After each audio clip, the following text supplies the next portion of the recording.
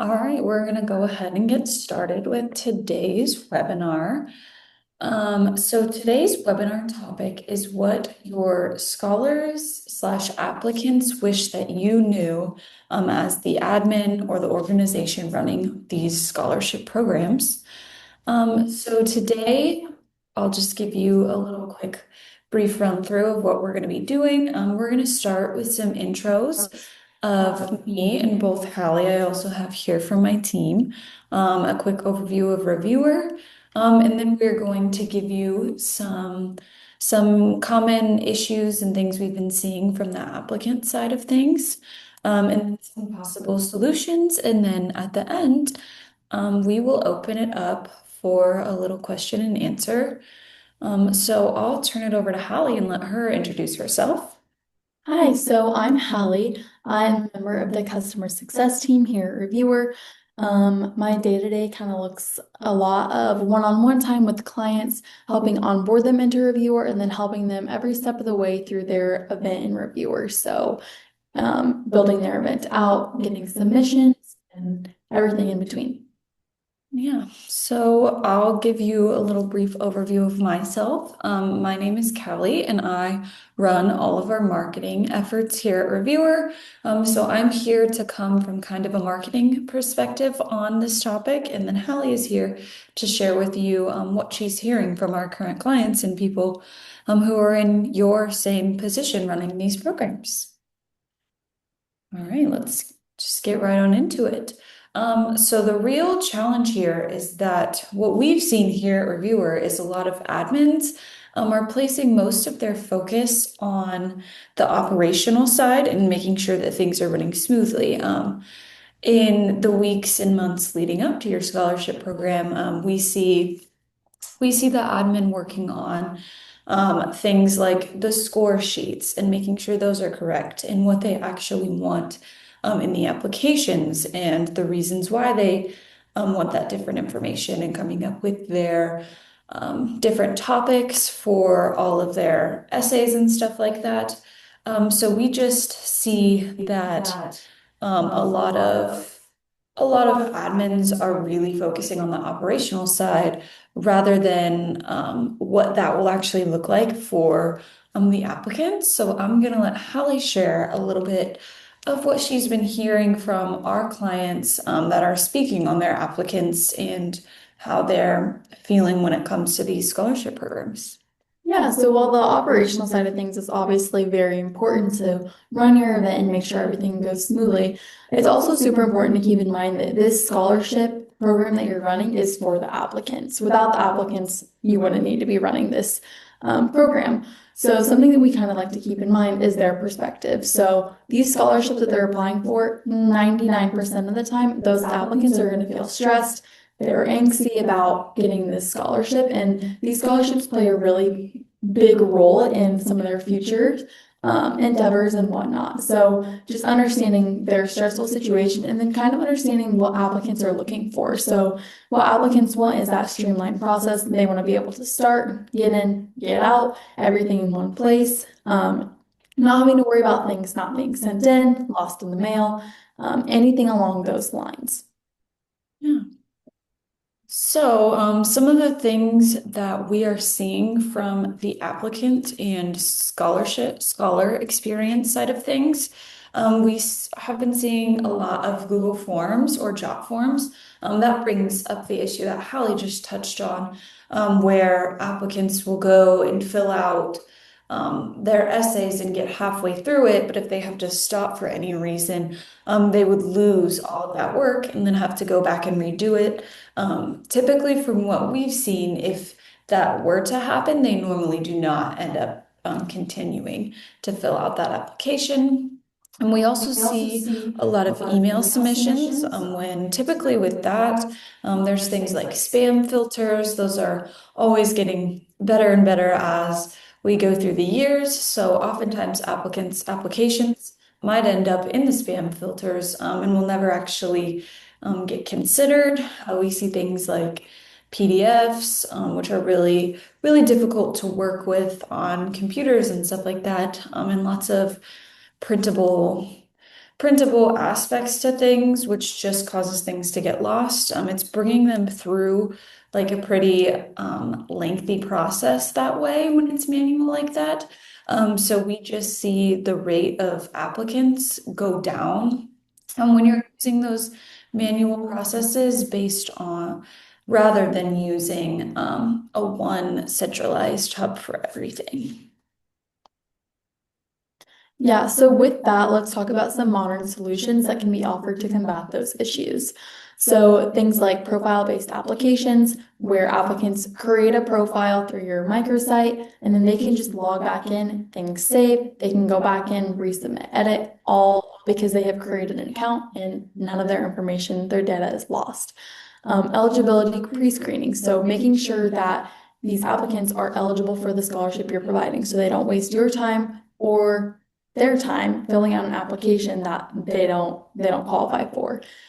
Smart opportunity matching, kind of the same scenario where they aren't going to see these scholarships and apply for scholarships that they don't qualify for.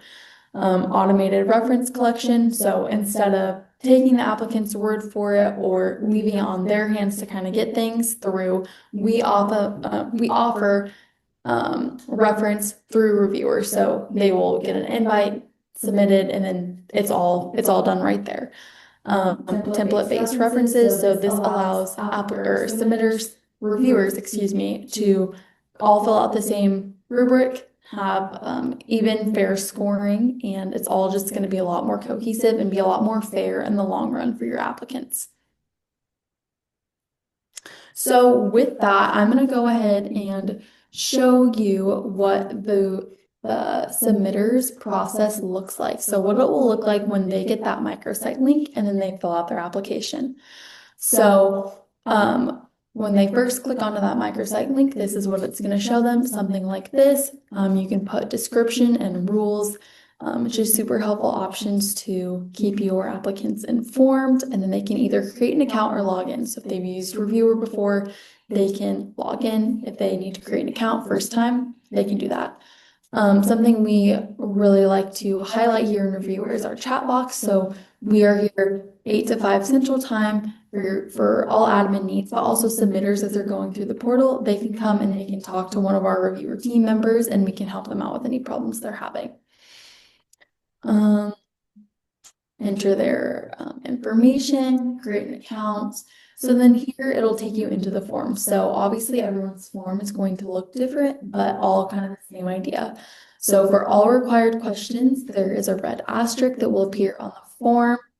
And then also we put save and log out buttons at the top of every page. So if they are halfway through filling out a page and they need to leave the form for some reason, they want their progress to be saved, save and log out button will help them with that. Just entering all required information, and then as they move through the form, the next button is how they'll get through. Something really awesome to note is that as you click the next button, even if I were to time out or leave the page here, that whole page that I filled out previously, that will be saved. So as you move through the form, your progress will be saved.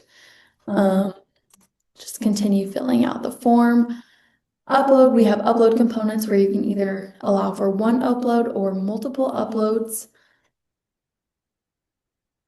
You can fill out, there can be number components. You can also click back through the form if you decide you want to go through, change any answers. Otherwise, just continue clicking next through your form. More just questions. So some of these are number-based questions where they can only enter numbers. So if it's something like an ID number or a cost, you can insert that there. Just keep on clicking through your form. You can also show how many characters. So we use characters instead of words. So we can set up how many characters they have left. So as they're typing or when they copy and paste, they see how many characters they've used versus how many they have left. If they do go over that character count, then they will not be able to submit. Another really awesome feature is a signature component. So you can write a signature prose. You can write their agreement, and then they have to sign their name and then date their signature. Once they're done, they'll click submit. Okay, their submit. And then another really awesome feature is this thank you page. So that shows submitters that they have successfully submitted their application. After this, they'll also receive an email confirmation saying that they have successfully submitted their application.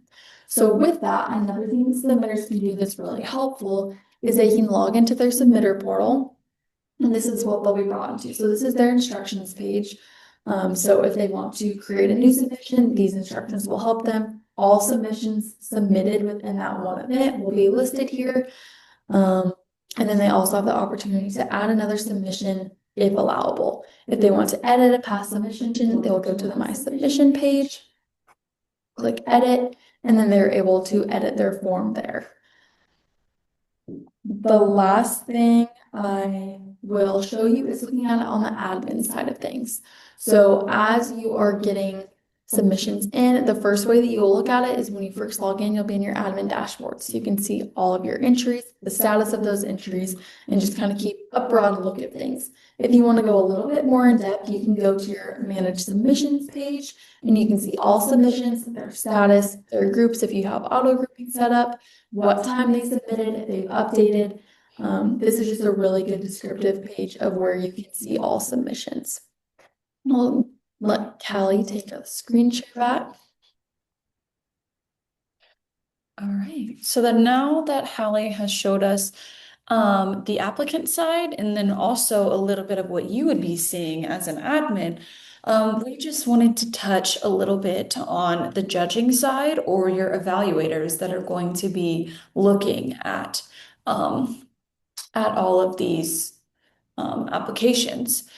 So some of the issues that we have been seeing when it comes to your judging side is things like Excel spreadsheets for their judging, lots of email coordination, things like that. So we're leaving a lot of room for things to get lost. And we're also leaving a lot of room for things like bias, because these people filling out these evaluations are able to see all of the information on our applicants. So they might come in with some preconceived notions about these applicants. And then manual processes also become a huge issue for your reviewers because most of the time they are volunteers or people that you have found to give some of their time to you. So when you're using these super extensive, lengthy processes, it's really putting a strain on them. And so what we typically see is a lot of reviewers or judges will try to fly through these applications as fast as they can because they might not have necessarily the time set aside to go through all of them, especially if you have judges doing reviewing multiple applications. Yeah, so with that, kind of piggybacking off of what Callie said, most reviewers who are going to come and be judging your submissions, they're volunteers. So kind of how it's important to where the application process is super easy for the applicants, it's also important that we keep our volunteers happy. So in the same sense of where we want them to be able to log in and kind of get everything done at once. So for it to be a super smooth, super easy process. With that, something like the redaction, so making sure that all names, files, anything that needs to be secure, we can hide that from judges so it is a completely unbiased process. The next thing is your assignment. So if you don't want to have to manually go in and pick and choose who's judging what, that's something that the admin can set up manually and make sure that everything's set. Otherwise, you can have the system do it automatically, be random, and then you can just be done. With the scoring rubrics, making sure that everyone has the same rubric. It's a number scale with options for comment box. We keep track of those scores and then everything is super automated and easy to where the reviewers can see what they're scoring as well as admin. Score normalization is a really nice way to make sure that all judges, whether they're a high score or a low score, it'll all even out and making sure that whoever gets the true highest score is going to be your winner. So that's always an option. And then optimal workload limit. So that's kind of where the automated process is going to come in.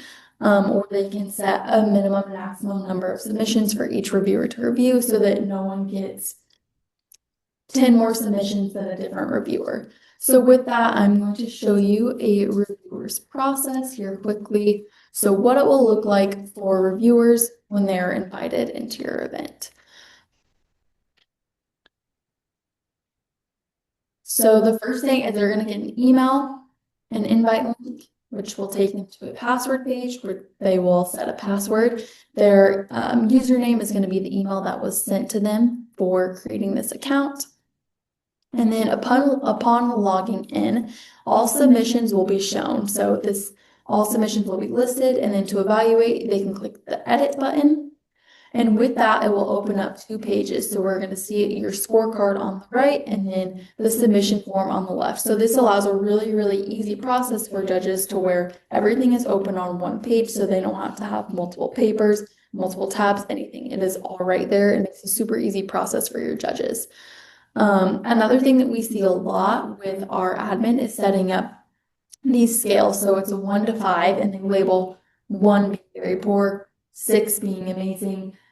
Just so it's super, super clear for your reviewers. And again, making it fair for the applicants because at the end of the day, this review process, the application process, everything is for the applicants. So making sure things are the most fair and super clear for those applicants is top priority.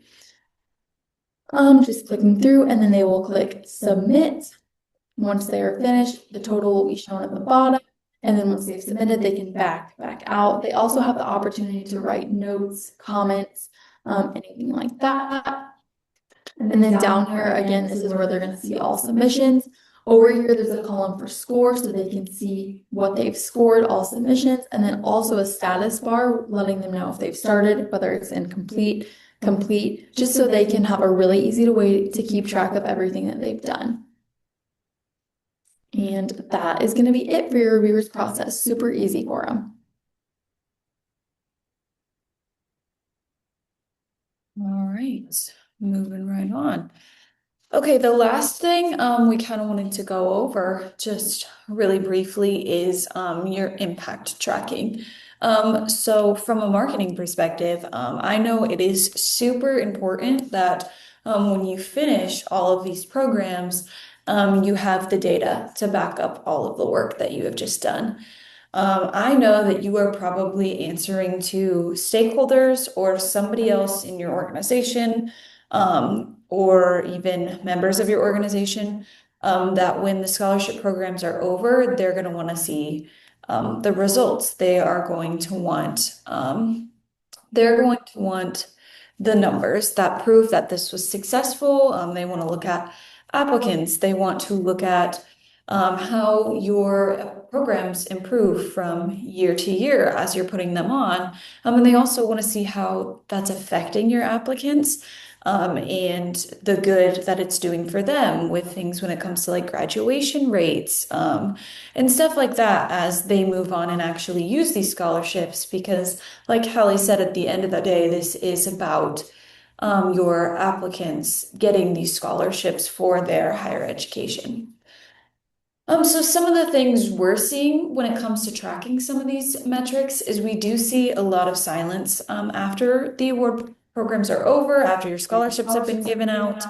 Um, and we're seeing a lot of more manual processes where you're like emailing applicants or you're trying to pull the data together all by yourself, with things like spreadsheets and stuff like that, which is where it gets really messy and it takes a long time. And then that also leaves a lot of room for error. And if you're trying to prove to other people in your organization that this scholarship is worthwhile and it's helpful for these applicants, you really want to make sure that your data is correct, and that you can really show the impact these scholarship programs are having on your staff and on the students who are receiving these applications. Yeah, so some of the things that we can do to kind of combat these issues and make the experience better for applicants and then also for you admin who have people to report to and who need to be able to track that progress is things like automated check-in surveys. So a lot of our admin run A follow-up, maybe one-page questionnaire asking applicants how this scholarship affected them, how they've used it, and then asking just their overall experience of that scholarship process. So that's something that we can use here on the reviewer team and also you as an admin for future scholarships. Um, Another thing is automated emails that can be sent out. It can be part of the reason for that radio silence post award is because it can be super taxing if you have over 100 submissions to individually email follow up with each application. With reviewer, you don't have to do that. We can automatically send one email out to every application who either received the scholarship or who didn't receive the scholarship. The resource connection workflows, so allowing them to have access to us support, we're able to help them every step of the way. We also have a really good reports page, so admin are able to run really, really helpful reports through reviewers so that they can show those numbers to their stakeholders or to whoever it might be, and then also just for their own internal tracking. And then kind of the same thing with the success tracking over time using those same reports. All right, so just to give you a little bit of an overview of what we went over today. We touched on just some of the manual processes that we've been seeing admin use and how you can change that in Reviewer. Before we leave off, I just wanted to share some of the statistics that we've seen current clients having using Reviewer, moving away from these manual processes to a more streamlined central hub. So I know we touched on that as you're running these programs, you want to continue to grow your program. You want more applicants. You want this to be available to more more students as you go on. So through our clients, we have seen a 34% better scholar retention rate. One of the metrics that also stands out is an 89% increase in selection confidence. That comes from the people the admin, the applicants, and also the people that are reviewing these. So that is just a really good metric to show that when you are putting it in the centralized hub, people are more confident in who you are choosing. And you yourself are able to confidently go back to your shareholders and say, this was the best applicant that we had. That's who received the money. So that is just a great thing to be able to take back to your shareholders. And then on the admin side, we have seen an 84% increase in administrator efficiency. We know here at Reviewer that your scholarship programs are normally a very small percent of what you do in your job. I know Hallie sees that a lot with a lot of our clients. That's not their sole responsibility in their organizations. So being able to be more efficient and get things done quickly is super helpful for our admins who need to run this scholarship program, but it also can't be their main focus. Holly, do you have anything else you want to add here? Yeah, I just think that these numbers are a really great way to show and kind of represent how the admin experience, the applicant experience, and the reviewer experience, they all go hand in hand in making it the best experience for all parties. So I think that these numbers are just a really, really great way to show how important the overall experience is in your success of your program. Perfect. That being said, but thank you guys for joining our webinar today, and we will be following up soon.